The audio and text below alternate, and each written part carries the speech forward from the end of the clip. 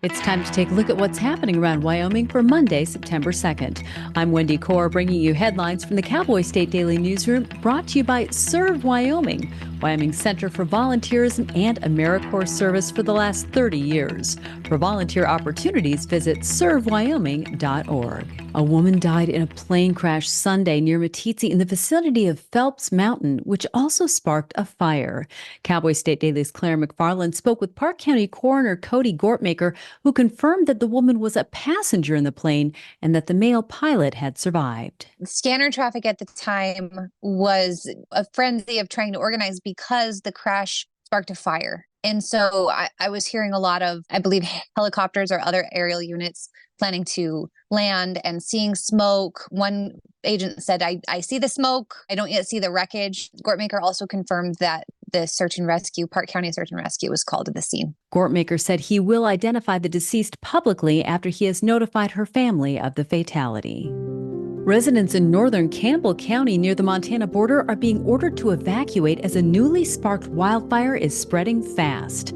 The Silver Spoon fire was reported a little after 10 a.m. Sunday and is burning toward a rural subdivision, reports Cowboy State Daily's Greg Johnson. When we did our first report on it about 1:30, it was at 300 acres, and now it's at 1,000 acres. The fire marshal there says that they are throwing everything that they can in it, dozens of crews. They've got a couple of helicopters. They've also ordered an evacuation for the Bitter Creek area around a place called Anderson Draw, and they've done an evacuation within 10 miles of that area. The Silver Spoon fire is just east of the Remington fire, which started in northern Sheridan County on August 22nd and ran north into southern Montana, burning more than 196,000 acres. A bill to create a Wyoming Health Care Commission was soundly rejected Friday by the Joint Health, Labor, and Social Services Committee over concerns that Governor Mark Gordon could overstep his authority with it. The commission would have served as an advisory group, monitor changes in the healthcare industry, and offer policy recommendations to state legislators.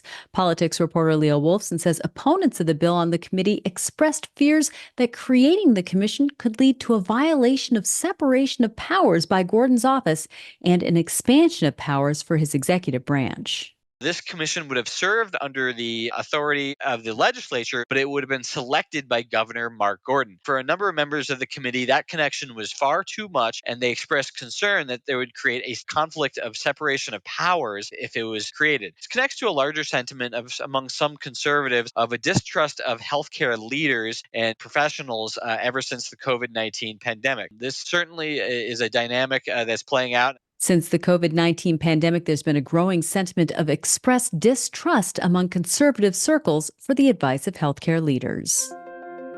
Buyers in the Jackson Hole market want properties that are special and irreplaceable, and that's exactly what they'll find with the latest $20 million plus home to list in Teton County, the nation's wealthiest.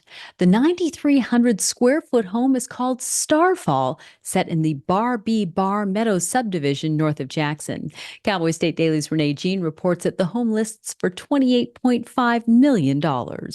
This is a 9,300 square foot masterpiece. The guy that was building this intended it to be his dream home in his dream place. You can see the Tetons from every room in the house. There's an outdoor hot tub. It's got a gym. It's got a steam room. It's got European white oak floors, an insulated outdoor kitchen, and a giant home theater. It's got every bell and whistle you can think of. Not only is it in the Tetons, but it's in an elk migration corridor next to it, too. So it's quite the home. The Bar B Bar neighborhood has been a coveted location for decades by names such as the Rockefellers and other founding Teton County families. Well, for the third straight year, Wyoming's Weitzel's Wings has been voted festival favorite by the crowds of rabid chicken wing fans at the annual National Buffalo Wing Festival on Sunday evening. The three-peat for the Laramie-based Wing Wagon Empire, aka Double Dubs, is a record for the 23-year-old festival. Cowboy State Daily's Greg Johnson spoke with owner Trent Weitzel after the announcement. They three-peated. No other wing outlet has done that, so they're the first to do it. They're three-time running. It's basically the Super Bowl of buffalo wings, and they've won it the third straight time. Trent is over the moon. He's extremely excited, and he's already thinking about next year. In 5 years at the Wing Festival, at the National Wing Festival, they have won 18 awards, including 3 festival favorites, which means they have won festival favorites more than they haven't won it. This year, they also won first place for the best hot traditional wing sauce. They've shown a lot of pluck. Double Dubs has 5 War Wagon wing trucks in Wyoming, 2 in Colorado, and 1 in Wisconsin. He also takes Weitzel's Wings to tailgate before Buffalo Bills games. I'll be back in just 15 seconds with more news. Your attention is precious. That's why Blue Cross Blue Shield of Wyoming works hard to make navigating your healthcare easier. Because having the right health insurance means not having to think about it, letting you focus on you. That's the benefit of Blue. 2 people have been arrested after a shooting that left a person dead Saturday night in Uinta County at a home near the Fort Bridger Historic Site while the annual rendezvous is underway. Cowboy State Daily's Claire McFarland reports that the incident occurred about 5:48 p.m. Saturday. So on Sunday, the Uinta County Sheriff's Office released a very terse press release like there was a shooting near the Fort Bridger rendezvous. The rendezvous is now safe. And, the threat's been neutralized basically, and 2 people were arrested. And so it didn't say much. I started calling people, hounding people. I don't know whether that was a factor, but a short while later, they released a more detailed press release saying that a person had died. Rendezvous organizers told Cowboy State Daily on Sunday that the shooting incident happened nearby and was not at the event, and that there was no disruption of the rendezvous.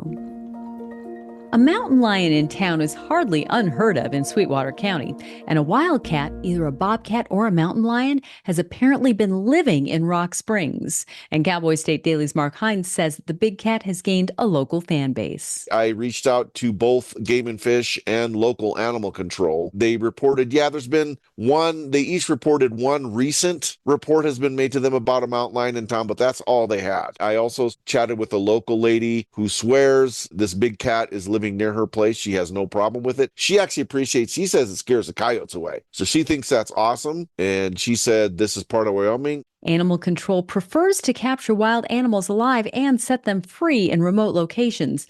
But if an animal is suspected to have a transmissible disease, such as rabies, it must be euthanized. When 19-year-old mass murderer Charles Starkweather saw a car by the road west of Douglas in January 1958, he saw an opportunity. He was on the run after already killing 10 people. What followed, writes Cowboy State Daily's Dale Killingbeck, ended one of America's more notorious crime sprees. And what's amazing to me was that he was caught in Douglas, Wyoming, and a deputy sheriff came over the hill just as he was wrestling with a man that stopped to help what appeared to be just a car situation, and it turned out to be a murder scene. I talked to a criminology professor at the University of Wyoming who really brought out that this case was the first mass murder that happened when basically most households in America had TVs, and it became this huge media thing. Starkweather was executed in Nebraska's electric chair June 25th, 1959.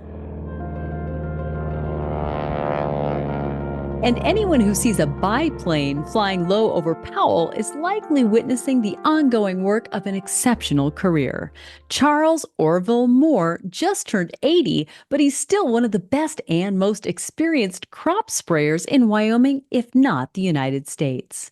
Moore has been the go-to pilot for spraying crops in Powell for the last 20 years, and Cowboy State Daily's Andrew Rossi reports that even after 48 years, Moore intends to keep going. His lifetime aspiration was to fly, and he's been doing that for most of his life. Again, 48 years. He wants to get to 50, and he moved to Powell in 2004 and has been spraying for all the time that he's been here. And the way he described it, he said that's the type of flying that if you weren't crop dusting, they'd arrest you for doing it. So he still enjoys it. He's still extremely good at it, and he's going to keep doing it for as long as he can. Moore has been a licensed pilot and an airframe and power plant mechanic since 1970 and has been flying professionally since 1975.